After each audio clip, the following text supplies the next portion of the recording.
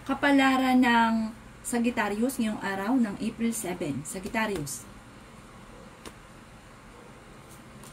Sinasabi po dito na ating tarot card na may magbubuntis na Sagittarius.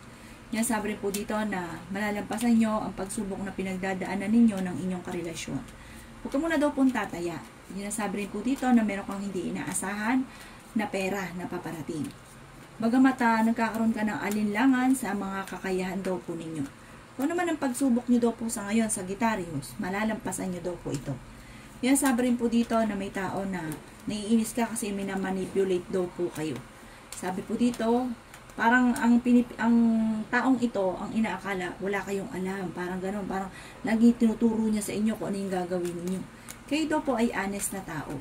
Sinasabi rin po dito na maaaring pakiramdam ninyo sa ngayon ay minamalas daw po kayo.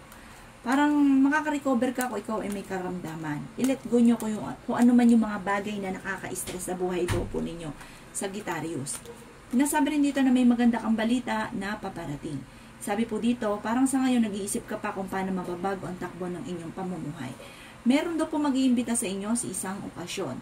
Panghawakan mo kung ano man daw po yung, halimbawa, meron kang pera sa ngayon, pagyamanin nyo daw ito.